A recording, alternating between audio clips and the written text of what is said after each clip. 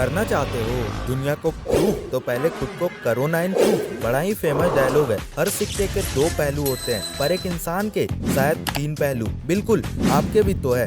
जब आप भोले भाले और सीधे होते हो, गुड पर्सन, एक टाइम पे आपके साथ कोई नहीं होता, अलोन पर्सन। और फिर आपका सबसे बुरा और घातक version, evil person.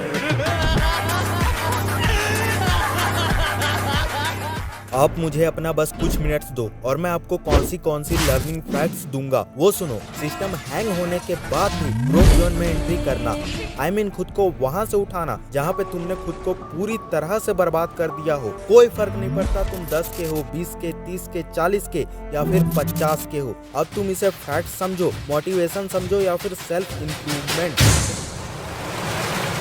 So my dear brother and sister, एक बात बताओ, एक गाड़ी का कंट्रोलर कौन होता है? तुम्हारी गाड़ी का स्टीयरिंग किसके हाथ में होगा? बिल्कुल तुम्हारे ही हाथ में होगा ना। ये तुम्हारे ही हाथ में तो है कि तुम उस गाड़ी को किस तरह से चलाते हो। अगर तुम चाहो तो पूरी सावधानी परखते हुए ड्राइव करो, वरना उस गाड़ी से तुम किसी की जान भी ले सकते हो, मतलब कि एक्सीडेंट भी कर सकते हो और खुद को हमेशा हमेशा के लिए खत्म कर सकते हो।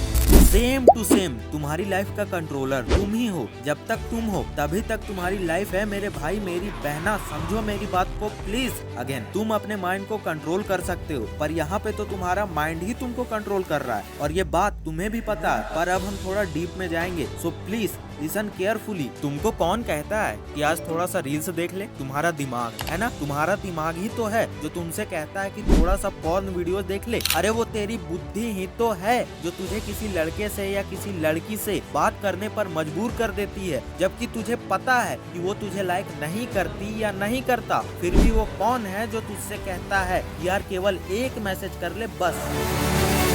मतलब सारा का सारा गेम माइंड का और हमारे माइंड सेट का है। तो अगर हमने किसी तरह अपने माइंड पे सही तरीके से एक बार अपना कंट्रोल बना लिया, फिर क्यों ना आपका शरीर हार जाए, पर आपको आपका दिमाग हारने नहीं देगा। जैसे डेविड गॉगिंस ने 2008 के मैराथन रेस में 70 माइल्स भागने के बाद घुटने में इंजरी होने पर उसके शरीर ने जवाब दे दिया था, पर वो उसका माइंड ही था जिसने उसे हारने नहीं दिया।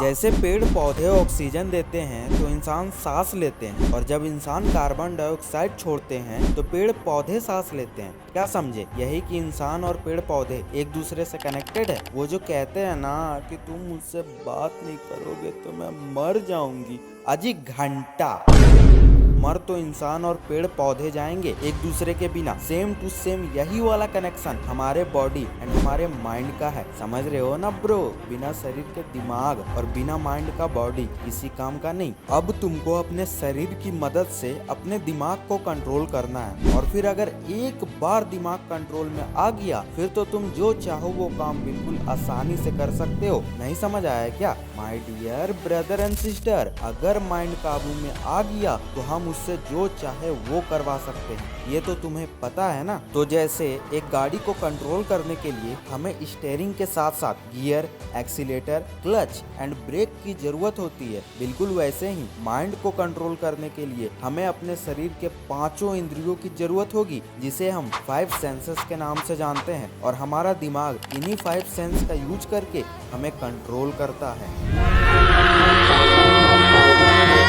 हाँ मानता हूँ कि हमारा दिमाग ही हमें रील्स देखने पे मजबूर करता है, लेकिन उसे रील्स दिखाता कौन है? आंखें, तुम्हारी आंखें ही ना। मतलब ये साफ है कि तुम्हारी सेंसेस ही है जो तुम्हारे दिमाग तक सिग्नल पहुंचाता है, और फिर उसी सिग्नल के बेसिस पे तुम्हारा माइंड तुमसे वो सारे काम करवाता है, अब वो चाहे अच्छा हो या बुरा। इसका मतलब अगर हम अपने दिमाग को केवल वही सिग्नल दे जो हमारे लिए सही है, तो हमारा दिमाग भी हमसे वही काम करवाएगा जो हमारे लिए सही है, जो हम करना चाहते हैं।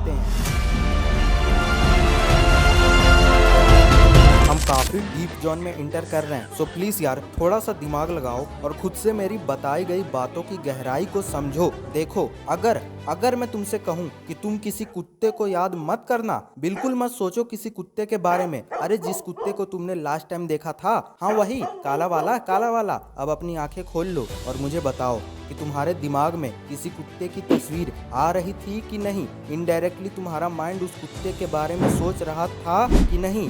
बिल्कुल सोच रहा था, पर मैंने तो मना किया था ऐसा करने से। पर फिर भी तुम्हारा माइंड में यही सब बातें क्यों आ रही थी, मैं बताता हूँ। क्योंकि तुम्हारे 5 सेंसेस में से एक सेंस, कान के अंदर किसी ने कुछ कहा, फिर वो सेंस ने तुम्हारे ब्रेन तक एक सिग्नल पहुंचाई, जिससे तुम्हारा माइंड वो काम करने लगा। बिल्कुल इसी तरह सेम टू सेम। अब तुमको सारा का सारा गेम समझ में आएगा। ध्यान से सुनना। बिल्कुल इसी तरह से तुम खुद को कहते हो कि यार पोर्न वीडियो मत देख, लेकिन तुम्हारा माइंड तुम्हारे सेंसेस का गलत इस्तेमाल करता है। तुम्हारी आंखों से तुम्हारा दिमाग बोलता है ये क्या फालतू का काम कर रहा है, चलना आज थोड़ा मूड बन रहा है, और इस तरह से तुम्हारी आंखें वो चीज देखने लगती है।